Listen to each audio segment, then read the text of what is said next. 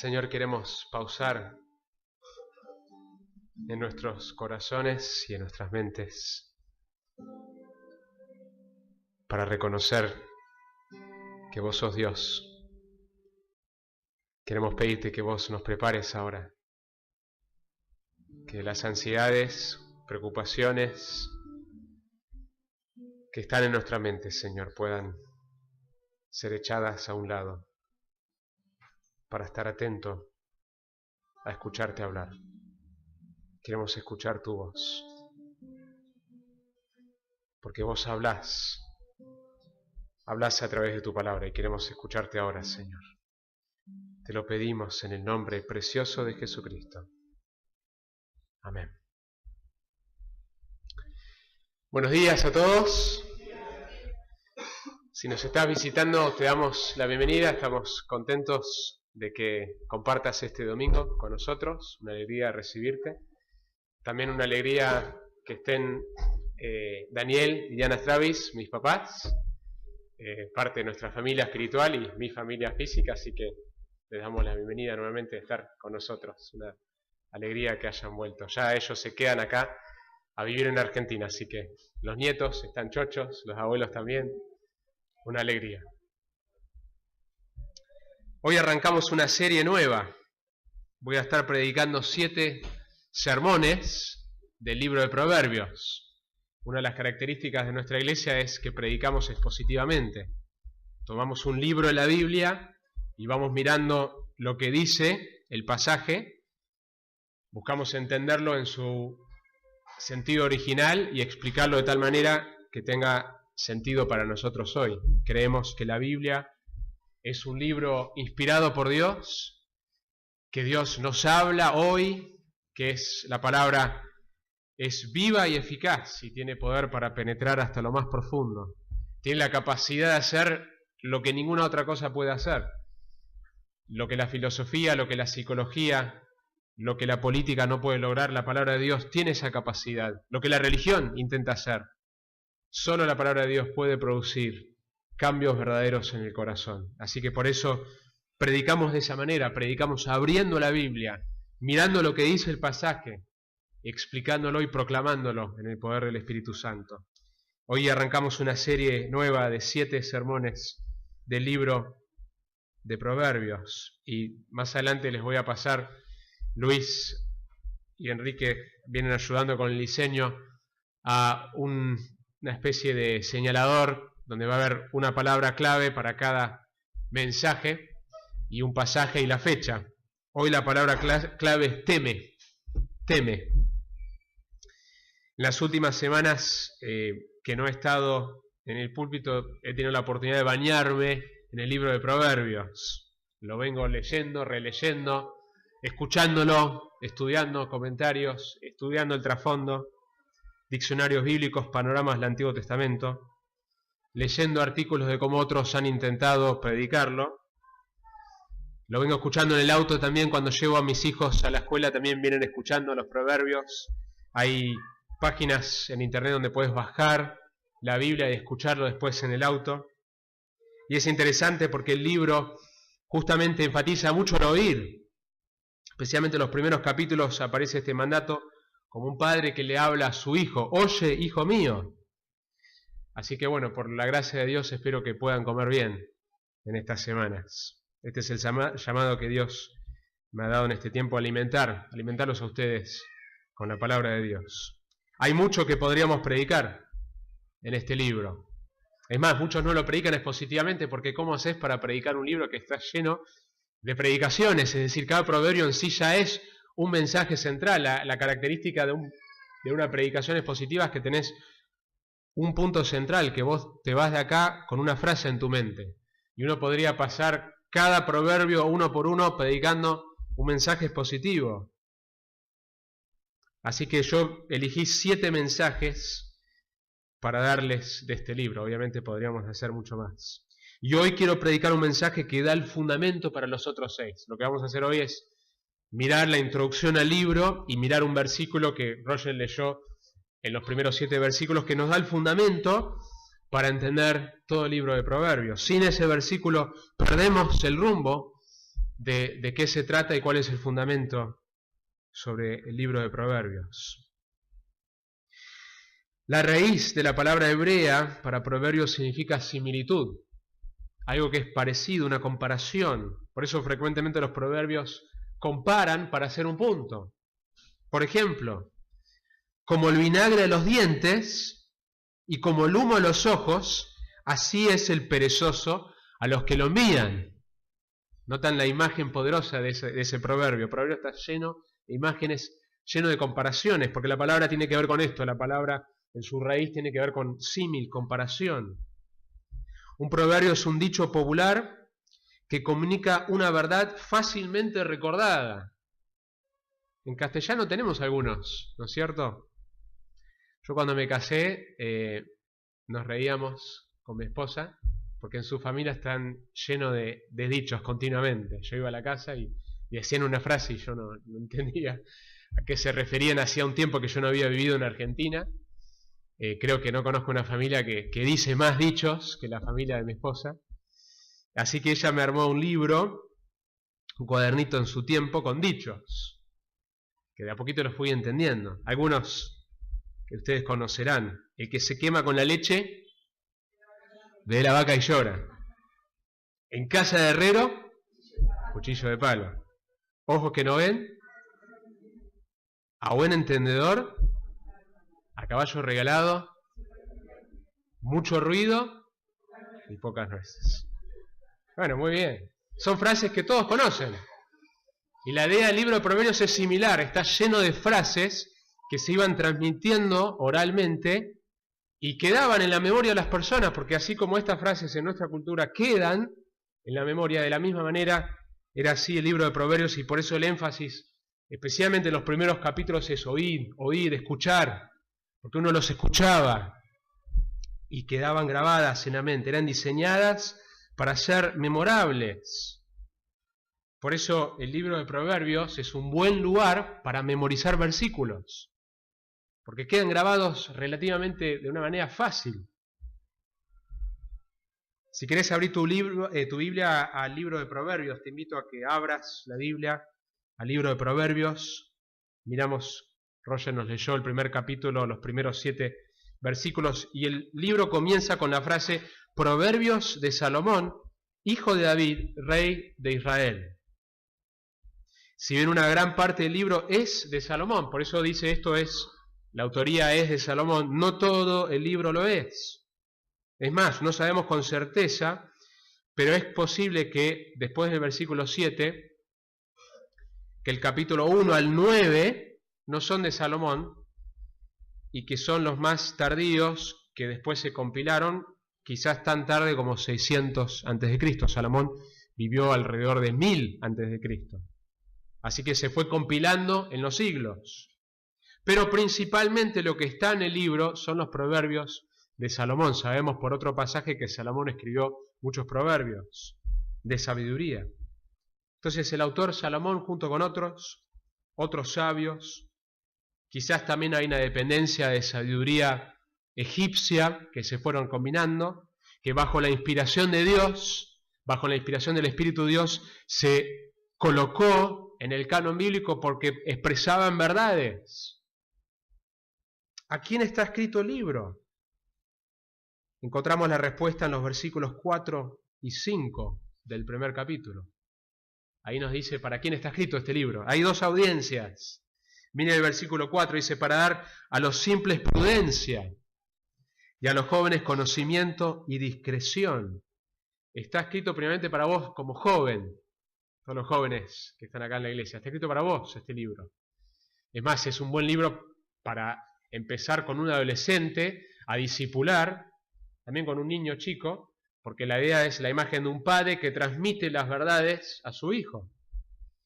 Pero la idea es que el joven todavía carece de experiencia, carece de sabiduría, y Proverbios está escrito para dar la sabiduría que ese joven necesita para enfrentar la vida. Pero miren el versículo 5, miren la otra audiencia, son 2 audiencias, el joven, el simple, el que necesita prudencia, el que necesita crecer en sabiduría. Pero el versículo 5 nos dice algo también, el sabio oirá y crecerá en conocimiento. Y el inteligente adquirirá habilidad. Entonces también está escrito para el sabio. Proverbios nos habla mucho de que el sabio, si lo reprendes, te va a amar. Si reprendes al necio, te va a odiar. Que el sabio es humilde, que reconoce su necesidad y su deseo de aprender. El orgulloso piensa que ya lo sabe todo. El sabio se da cuenta hay tanto para aprender. Tiene ganas de aprender más. Es como Pablo en el Nuevo Testamento, que está en la cárcel al final de su vida, después de haber escrito todo lo que escribió.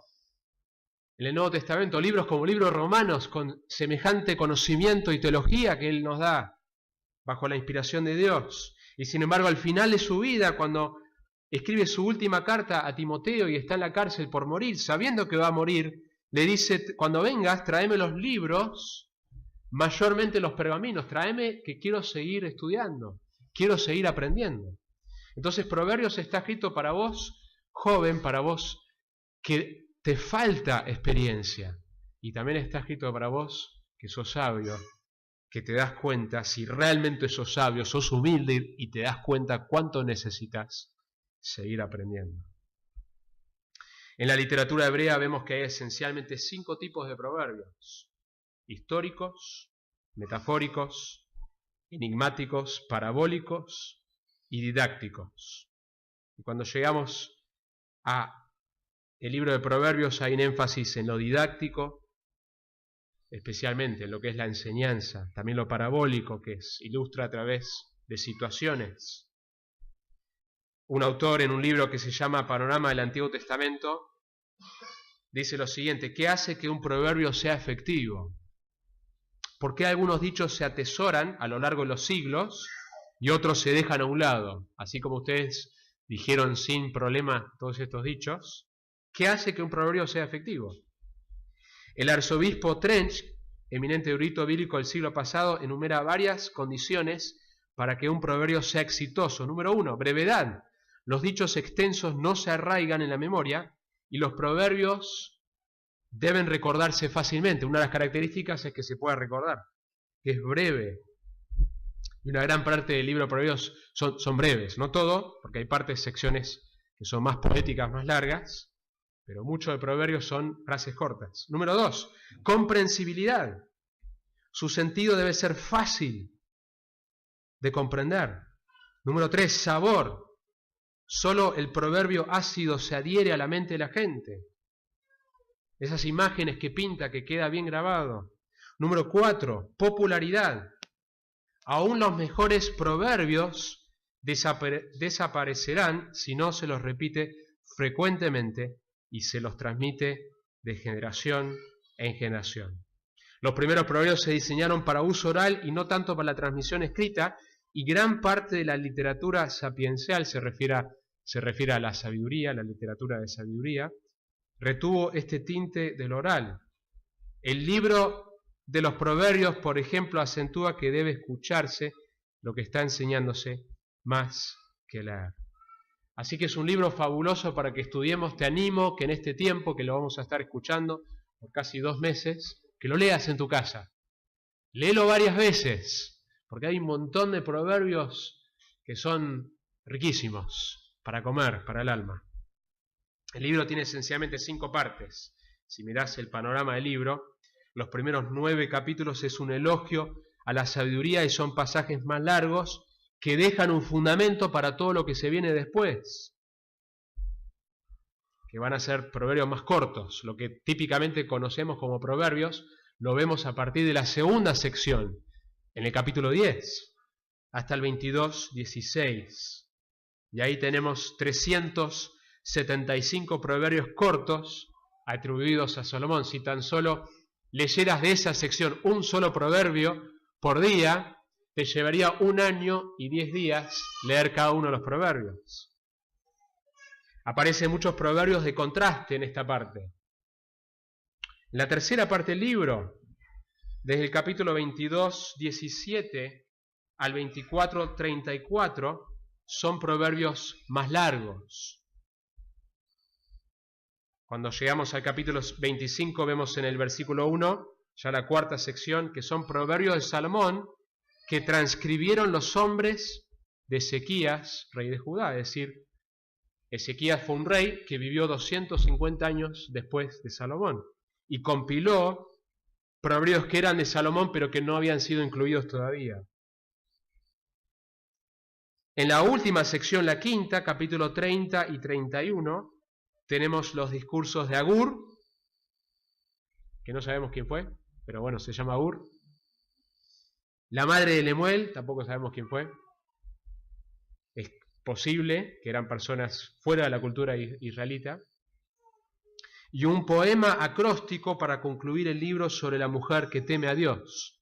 Es interesante que el libro termina, frecuentemente conocemos el capítulo 31 como la mujer virtuosa, la última parte, pero el énfasis al final del libro de Proverbios es igual como comenzó. Lo que nosotros vimos, que escuchamos esta mañana, es que el principio, que el temor de Jehová es el principio de la sabiduría, y el libro termina diciendo que la mujer que teme a Dios, ella será alabada. Así que empieza y termina con este concepto que vamos a ver hoy, que es el temor de Dios, que es una palabra que vos podés recordar cuando te vas de esta serie, es teme. Ese es el mandato para vos hoy. El libro de Proverbios nos habla de un montón de cosas, hasta nos habla de cómo el hombre justo debe tratar a su mascota. ¿Sabían? Hay un proverbio que habla de cómo vos debés tratar y cuidar a tu mascota. Nos habla de la pereza, de la lengua, de emborracharse, del trato con los enemigos, del contraste entre el necio y el sabio, de los negocios. De la coima, nos habla de la coima. Dice cosas como que la coima funciona. Está observando, no está diciendo que eso es bueno, pero está diciendo esto sucede. Tiene observaciones reales de la vida. De evitar deudas, del peligro de las deudas. De deleitarse de la relación sexual dentro del matrimonio. Bebe de tu propia cisterna, nos dice Proverbios, como prevención del adulterio. Nos habla de la crianza de los niños, cómo criarlos, cómo no criarlos, cómo disciplinarlos, cómo no disciplinarlos. Es muy, muy específico el libro de Proverbios. Contiene mucha sabiduría. Y por supuesto que en 7 sermones vamos a tocar una parte del libro, pero hay un versículo que es la llave para entender todo el libro, y que si no entendés esto no vas a poder apreciar el mensaje, y los proverbios los vas a malentender cómo usarlos y cuál es la motivación con la cual los aplicás si no entendés el mensaje de hoy. Y es el versículo 7, la primera parte especialmente. El temor a Jehová es el principio de la sabiduría. Esa es la llave para entender todo el libro. Así que yo quisiera hacer 3 cosas con este versículo en esta predicación. Primero, quiero responder a la pregunta, ¿qué es el temor de Dios? ¿Qué es el temor de Dios? Número 2, quiero mirar la relación que existe entre el temor de Dios y la sabiduría. Y número 3, quiero exhortarte a vos, a través de esta prédica, a que tengas miedo. Suena raro, ¿no? Quiero exhortarte hacia el temor, pero un cierto tipo de temor que es bueno. Y en este último punto de exhortarnos a temer, brevemente quiero responder el por qué debemos temer a Dios, cuál es la motivación por la cual debemos temer a Dios y cómo debo temer a Dios, cómo lo hago en la práctica. Así que número 1, ¿qué es entonces el temor de Dios? Yo por mucho tiempo entendía que temor, lo explicaba de esta manera, temor no es tener miedo, es simplemente una reverencia, y que eso es el temor de Dios. Pero quiero mirar esta frase en Proverbios, temor del Señor, y en la Biblia, y mostrar que es más que simplemente tener una reverencia a Dios. Tiene esta frase, temor del Señor, y particularmente la palabra temor como está usada, tiene 3 significados esencialmente. 1, terror. 2, estar en asombro. 3, tener reverencia. Y a veces tratamos de domesticar a Dios y entonces simplemente decimos, no, tiene que ver con reverencia. ¿Cómo podemos tenerle miedo a Dios? Pero en realidad la palabra, cuando dice teme a Dios, son estas tres cosas. Hay un pasaje en Éxodo donde se ve todos estos elementos. Éxodo 20. Si querés mirarlo conmigo, versículo 18 al 20. Y todo el pueblo percibía los truenos y relámpagos, el sonido de la trompeta y el monte que humeaba. Y cuando el pueblo vio aquello, temblaron y se mantuvieron a distancia. Imagínate esta escena, hay truenos, hay relámpagos, hay un sonido espectacular de una trompeta, ruido, imágenes y un monte que sale humo. Vos también estarías aterrorizado. Dice que temblaron y se mantuvieron a distancia. Entonces dijeron a Moisés, habla tú con nosotros y escucharemos, pero que no hable Dios con nosotros, no sea que muramos. Cuando las personas en el Antiguo Testamento tenían un encuentro con la presencia de Dios, tenían miedo de que iban a morir, y vos también tendrías miedo si tendrías ese tipo de encuentro con la presencia de Dios.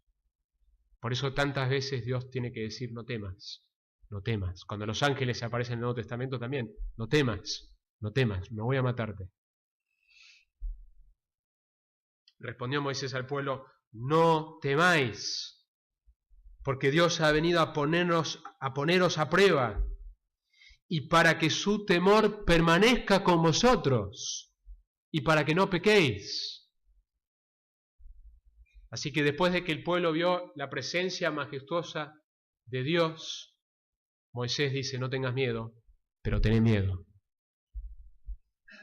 No temas, que su temor permanezca en vosotros. No tengas miedo, pero a la vez temé. ¿Cuál es? C.S. Lewis, el autor de las Crónicas de Narnia, cuando describe a Aslan, que es mi personaje favorito, el león, que es una figura de Cristo, dice lo siguiente: pero en cuanto a Aslan, los castores y los niños no sabían qué hacer o qué decir cuando lo vieron. Las personas que no han estado en Narnia a veces piensan que algo no puede ser bueno y terrible al mismo tiempo. Si los niños alguna vez pensaron esto, ahora estaban curados. Porque cuando intentaron mirar el rostro de Aslan, captaron solamente un vistazo de su melena dorada y sus ojos majestuosos, grandiosos, solemnes, abrumadores, y después se dieron cuenta de que no lo podían mirar y empezaron a estar con cierto temor. ¿Qué imagen? Como decía antes, creo que a veces en la teología, en la predicación, en la enseñanza, en los libros, tratamos de bajar a Dios a nuestro nivel, a un Dios creado a nuestra imagen, y sacamos el elemento de misterio, de majestuosidad, de grandeza del Dios que está revelado en la Biblia. Isaías 8, 12 al 13 nos dice, no digáis es conspiración a todo lo que este pueblo llama conspiración, ni temáis a lo que ellos teman, ni os aterroricéis. Es decir, no tenés que tener miedo a lo que esta cultura le tiene miedo. Como cristiano yo no puedo tener el mismo temor que la persona sin Cristo tiene de la economía de nuestro país. No puedo tener el miedo que ellos tienen. Versículo 13 del pasaje de Isaías dice, al Señor de los ejércitos es a quien debéis tener por santo. Sea Él vuestro temor y sea Él vuestro terror. Que la cura para el temor al hombre y el temor de las circunstancias es el temor de Dios. ¿Tenés este concepto en tu mente cuando escuchás la frase el temor de Dios? No es solamente una reverencia, como si simplemente fuera una persona digna de ser respetada. Estamos hablando de alguien que es más que un rey, es el Rey de Reyes, el Dios Todopoderoso, el Dios infinito que habita, como dice 1 Timoteo, en una luz inaccesible, a quien nadie puede ver y quien nadie ha visto. Santo, 3 veces santo, todopoderoso, que tiene el poder de destruir mi cuerpo y mi alma en el infierno. me dice en los evangelios. Poseedor de todo conocimiento. Google y Wikipedia y las bibliotecas del mundo no tienen ni una milésima de 1% del conocimiento que Dios tiene. Conoce todo. Omnipresente, no hay lugar en el universo donde Él no está. El rincón más escondido en nuestro planeta, Él está ahí. En el lugar donde se cometen las peores atrocidades, en este momento Él lo ve. En el lugar donde Él se lo adora con más pureza, Él también está ahí. Es este Dios que tenemos que recordar, contemplar, como decía la canción, para entonces poder temerlo. Esa es la idea de temer, es que nos damos cuenta quién es nuestro Dios.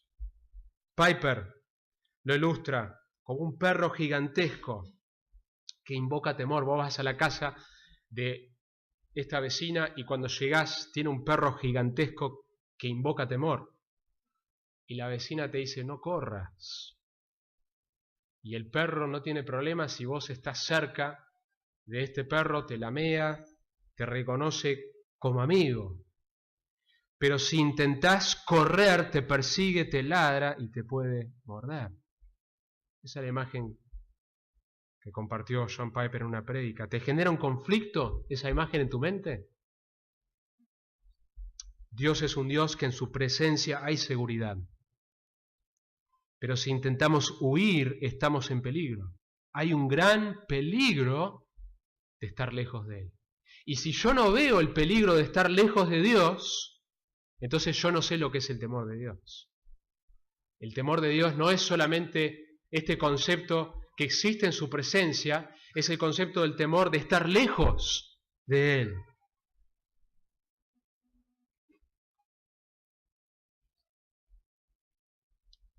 Temer a Dios significa que nos acercamos a Él porque lejos de Él es peligroso. Normalmente uno busca alejarse de aquello que teme, ¿no es cierto? Yo le tengo terror a las agujas. Le tengo terror a que me saquen sangre. Lo evito a todo costo, cuando no me queda otra, lo hago. Pero le tengo terror, entonces trato de mantenerme lo más lejos posible. Y normalmente es así, pero con el temor de Dios es lo opuesto. El temor de Dios me lleva a Él porque en Él hay seguridad, hay misericordia, hay gracia, hay perdón. Hebreos, que debemos acercarnos al trono de gracia para encontrar esa misericordia. Pero lejos de Él es peligroso.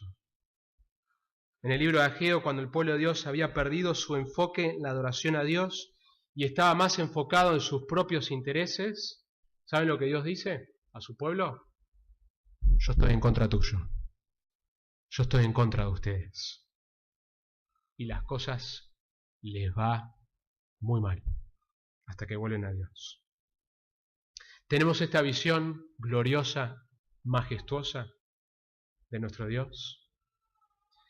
John Owen, en su libro El pecado que mora en mí, habla de la necesidad de tener una visión correcta y gloriosa de Dios. Si no tenemos una visión grandiosa de Dios, nos dice que el alma se queda con hambre. Si vos y yo no recordamos, mirando las Escrituras, leyendo literatura que nos ayuda a contemplar Dios como es, no el Dios que tantas veces la Iglesia distorsiona y lo baja, sino el Dios glorioso y majestuoso que es, si no estamos contemplando ese Dios y adorando a ese Dios, el alma se queda con hambre. ¿Y sabes qué? Va a buscar otro lado para llenarse. Va a buscar llenarse con ídolos, ya que nuestro concepto de Dios es muy bajo para el hambre que Dios mismo puso en el alma. Va a buscar por otro lado. El temor de Dios entonces tiene que ver con esta visión gloriosa, majestuosa, donde hay un tipo de temor. Un temor que también está relacionado con estar lejos de Él. Hay un salmo que dice así: temer al Señor, ahí está el mandato, vosotros sus santos, pues nada les falta a aquellos que le temen. Los leoncillos pasan necesidad y tienen hambre, mas los que buscan al Señor no carecerán de bien alguno. ¿Vieron la conexión en ese salmo? Temor a Dios, búsqueda de Dios, van juntos. Es un llamado de temer a Dios. Y hay una promesa de bienestar si estás temiendo a Dios. Nada te va a faltar. ¿Qué te puede faltar si Dios está de tu lado? Si este Dios, que es omnipresente, omnipotente, omnisciente, está de tu lado y por Jesucristo te declara justo, mira a la sangre de Jesús, mira a la justicia de Jesús y dice, vos sos mi hijo en quien me complazco, ¿qué te puede faltar? Proverbios 2:5, cuando describe el temor del Señor en el mismo libro de Proverbios, me dice, descubrirás el conocimiento de Dios, entonces entenderás el temor del Señor y descubrirás el conocimiento de Dios. El temor de Dios está conectado con conocerlo, con caminar. La palabra conocimiento ahí es específica, es caminar íntimamente con Dios. ¿Estás caminando cerca de Dios hoy? ¿Estás cerca de Él? Temer a Dios tiene que ver con eso, estar caminando cerca de Él. ¿Es reverencia el temor de Dios? Sí, pero mucho más que esto. Es esta visión gloriosa, una rendición de mi voluntad ante un Dios grandioso. Esa adoración es caminar en intimidad con Él, es tener temor de estar lejos de Él. Ese es el temor del Señor. Entonces cuando escuchás esta frase en Proverbios, que es la base para el libro, el temor del Señor, y recuerden lo que recién hablamos, es el principio de la sabiduría, es eso a lo que nos referimos. La segunda pregunta que me gustaría responder es ¿cuál es entonces la relación entre el temor a Dios y la sabiduría? Si miramos a simple vista el libro de Proverbios, mirándolo superficialmente, casi pareciera algo que se puede escribir sin Dios. Es más, hay partes que son muy similares a la sabiduría egipcia. Y hay muchos proverbios que uno podría abrirlo y asumir que simplemente son consejos prácticos de cómo vivir que alguien podría haber escrito sin Dios. Derek Kidner en su comentario de Proverbios aclara, cuando uno abre el libro de Proverbios al azar y saca muestras de su sabiduría, puede quedarse la impresión de que su contenido religioso es tenue e indefinido. Muchas de sus máximas y afirmaciones teológicas podrían trasplantarse a un suelo no israelita, no bíblico. Y estamos tentados a preguntar si aquí se presupone algo parecido a la relación del pacto con Dios. Un lector hostil podría ir más lejos aún y preguntar si el verdadero Dios y Señor en este libro no es el hombre mismo y la meta real, la prosperidad. Entonces, si lo mirás superficialmente, bueno, son consejos prácticos, parece que la idea es cómo vivir una vida feliz, y es eso. Pero si uno toma estos proverbios aisladamente, de su contexto más amplio, y de esta llave que vimos en el versículo 7, el temor del Señor es el principio de la sabiduría, podría llegar a esta conclusión. Por ejemplo, si vos lees Proverbios 16:24, dice, panal de miel son las palabras agradables, dulces al alma y salud para los huesos. Eso es algo que una persona observando sin Cristo podría decir algo parecido. Buen consejo sabio, pero podría ser dicho por un no cristiano. Por eso la clave del libro es entender el versículo 7 del capítulo 1. El temor del Señor es el principio de la sabiduría.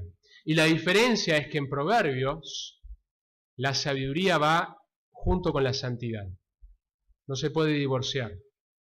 En otras culturas la sabiduría era algo aislado a este concepto de santidad que nos muestra en la Biblia. Por ejemplo, en Proverbios nos habla de confesión de pecados. Nos habla de que si vos no confesás tus pecados, no te va a ir bien. Pero que hay misericordia cuando vos confesás.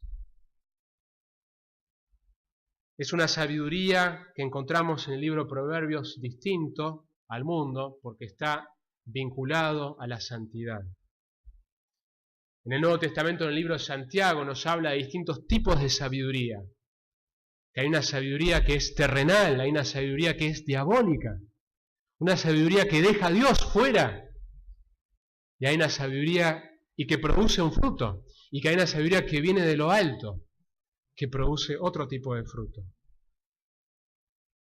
Primera de Corintios 3 nos habla que la sabiduría de este mundo, los capos intelectuales, los filósofos, los psicólogos, las teorías, que parecen tener mucho conocimiento pero dejan a Dios afuera, Dios dice, son necedad,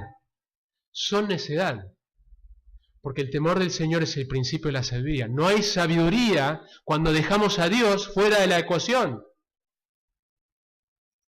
1 Corintios 3 también dice que para Dios los pensamientos de los sabios de este mundo son inútiles, no sirven.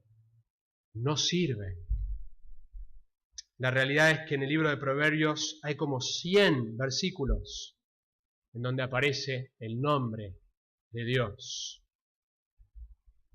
Proverbios 2:6 me dice que Jehová da la sabiduría, que la verdadera sabiduría viene de lo alto, que viene por estar en una relación con Él. Es un conocimiento íntimo y se recibe por revelación. Por eso podés estudiar toda la filosofía y los filósofos del mundo, pero si no recibís la sabiduría de lo alto que viene por revelación, vas a estar buscando en los lugares equivocados. Colosenses me dice que en Cristo están escondidos. Si yo busco en otro lado, no voy a encontrar la verdadera sabiduría. En Cristo están escondidos todos los tesoros de la sabiduría y del conocimiento. No me importa qué título, qué facultad, qué prestigioso sea el lugar. Si Cristo no forma parte de esa sabiduría, es necedad y no vas a encontrar la verdadera sabiduría.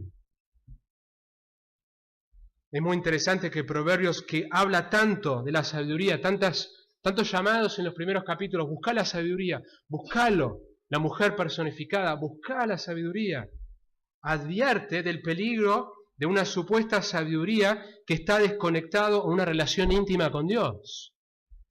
Proverbios 3, 5 y 7. Confía en el Señor con todo tu corazón y no te apoyes en tu propio entendimiento. No te apoyes, no dice que no lo uses, pero no descanses sobre tu propio entendimiento, porque tu entendimiento forma parte de tu persona y tu persona está caída, fue afectada por la caída, y vas a llegar a conclusiones erróneas si sacás a Dios, si sacás a la Biblia de la ecuación. Versículo 7, no seas sabio. ¿Cómo que no? Si venís diciendo que seamos sabios a tus propios ojos. Teme al Señor. Ahí está nuevamente. Y apártate del mal. La fe es exaltada por encima de la prudencia, por encima de la astucia. Por más que Proverbios habla de la prudencia, habla de la astucia, de lo importante que es, la fe es exaltada por encima. Los proverbios prácticos que tenemos en Proverbios, que ya los vamos a ir mirando, no están ahí para que intentemos ponerlas en práctica meramente como principios morales, sin una relación íntima con Dios. Si yo intento poner en práctica el libro de Proverbios y sus consejos sin Dios, voy a fracasar.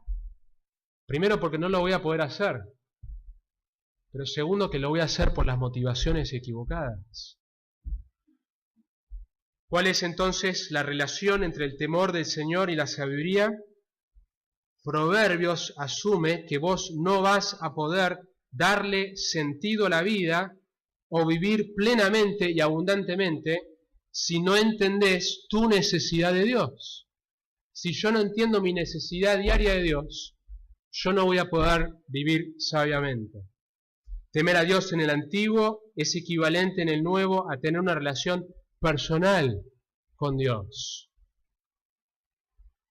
Si yo no vengo a Dios para conocerlo como Él se ha revelado en la Biblia y en la persona de Jesús, mis intentos de encontrar la sabiduría van a fracasar. El temor de Jehová, ¿qué? Es el principio de la sabiduría. Así que primero, este concepto glorioso de temor a Dios. Segundo, esta es la relación que existe entre el temor al Señor y la sabiduría. Tercero, a modo aplicación, teme a Dios. Teme a Dios. El libro de Eclesiastés, escrito también por Salomón, cuando termina el libro, también un libro de sabiduría, dice esto: la conclusión, cuando todo se ha oído, es esta: teme a Dios y guarda sus mandamientos. Yo siempre leía eso y lo tomaba como pareciera una obra que tenés que hacer en el Antiguo Testamento para estar bien con Dios. Pero la idea de temer a Dios no es una obra. Tanto en el Antiguo como el Nuevo, sos salvo por gracia. Te acercás a Dios en tu necesidad y reconoces que no tenés lo necesario para acercarte a Él. En el Antiguo Testamento por eso existía el sistema sacrificial. Vos entendías que tenía que haber un sustituto y que Dios es santo y no podés acercarte así nomás, y que necesitas el perdón de tus pecados, viniendo Él a su manera.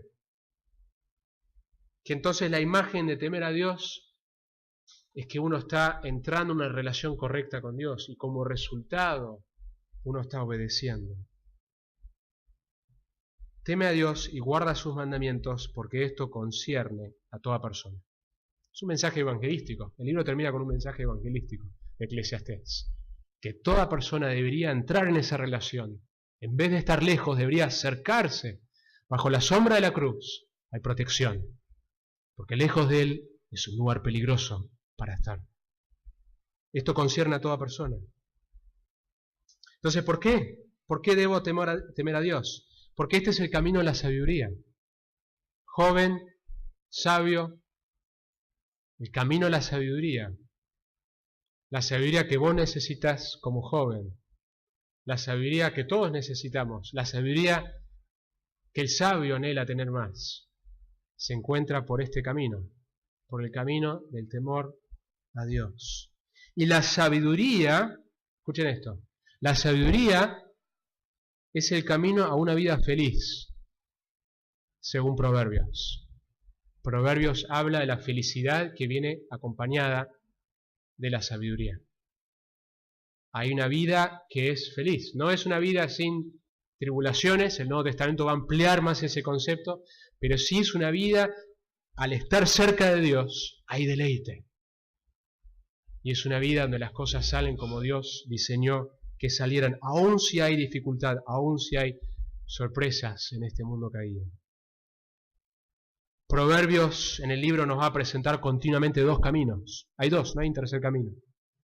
El camino del sabio, y ese camino del sabio entramos por el temor del Señor. Y el camino del necio. En el capítulo 9 muestra a dos mujeres personificadas a que respondan a su llamado. Y todo ser humano tiene que escuchar una de dos voces.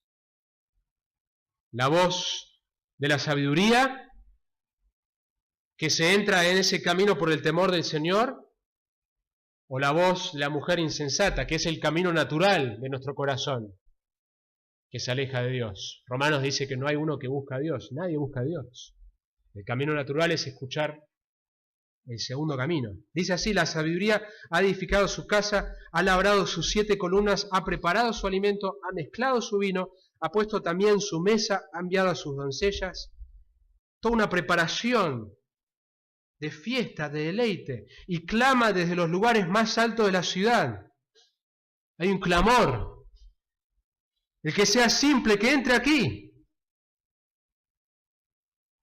Al falto de entendimiento le dice: venid, comed de mi pan, bebed del vino que he mezclado, abandonad la necedad y viviréis, y andad por el camino del entendimiento. Este es un mensaje evangelístico también, de entrar por este camino de la sabiduría, cuya entrada es el temor del Señor. El temor del Señor es una relación donde nos acercamos a su trono de misericordia.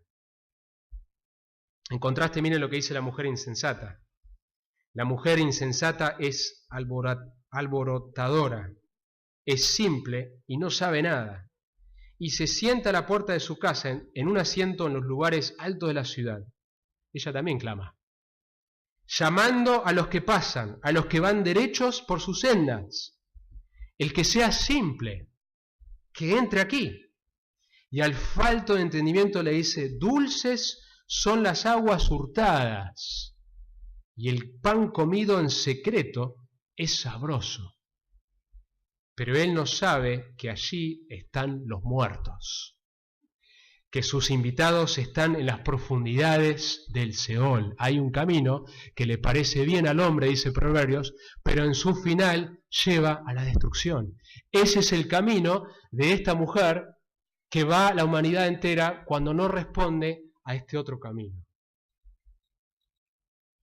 La pregunta final entonces que nos hacemos es ¿cómo hago para temer a Dios?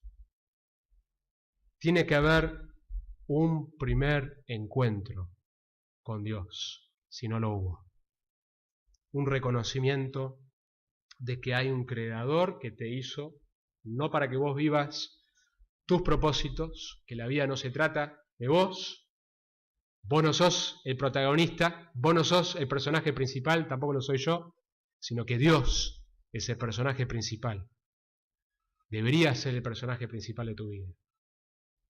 Y hay un primer momento donde yo reconozco eso, reconozco que hay un sustituto que murió por mí, que permite que yo pueda entrar con las manos vacías a ese Dios santo. Que la sabiduría se encuentra en Él y la vida como fue diseñada para ser vivida está en una relación correcta con Él. No podés venir a Él bajo tus términos, tenés que venir bajo sus términos. Si nunca tuviste ese primer encuentro, reconoce tu necesidad, reconoce tu pequeñez, reconoce tu pecado delante de un Dios santo que anhela perdonarte si tan solo reconoces que necesitas un Salvador. Hay una ley divina que ha sido violada por vos y por cada uno de nosotros. Hay una vida mejor que Él quiere darte cerca de Él. El temor de Jehová es el principio de la sabiduría. La mayoría de los que estamos acá hoy ya han tenido ese primer encuentro. Pero cuán fácilmente nos desviamos de ese temor, en donde perdemos nuestro asombro por nuestro Dios. Y el mensaje tiene que ver con esto. El temor de Dios tiene que ver con volver continuamente a asombrarnos de nuestro Dios. Lee buena literatura cristiana. Hay tanta basura, hay tanta comida chatarra en el mundo evangélico. Podés comer una hamburguesa de McDonald's, ¿tiene algo de nutrición? Y algo tiene carne, tiene una lechuga capaz un poco vieja, pero es más el daño que te hace que la nutrición que recibís. Y sin embargo, frecuentemente en el mundo evangélico nos conformamos con la comida rápida, nos conformamos con las hamburguesas de McDonald's en vez de comer un asado, en vez de comer una comida bien elaborada. Hay tanta literatura sana, Piper, los reformadores, Owen, cosas difíciles de masticar, pero que nos levantan la mirada a un Dios glorioso, un Dios digno de ser alabado. Necesitamos recuperar ese asombro si lo hemos perdido. Otros dioses nos cautivan más porque perdimos nuestro deleite de estar en su gloriosa presencia. La invitación en cuanto al cómo haces esto hoy en tu vida es que vengas hoy en adoración, sumisión y arrepentimiento. El arrepentimiento es un cambio de mentalidad. Y decirle, quiero caminar cerca de ti, y cuando mi corazón se desvía rápidamente, ayúdame a temer al pecado y ayúdame a estar con miedo de estar lejos de ti. De tal manera que confieso continuamente y corro nuevamente hacia tu trono de gracia y de misericordia. Oramos.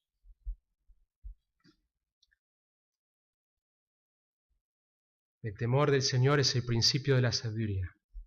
Queremos temerte, queremos adorarte. Ayúdanos, Señor, a vivir como personas que tiemblan delante de tu palabra y que anhelan conocerte, anhelan obedecerte, anhelan saber más de tus atributos, anhelan leer buena literatura que nos lleva a conocer más las Escrituras y a conocer más a nuestro Dios. Danos un hambre por tu palabra, a leer libros que frecuentemente no leemos en la Biblia.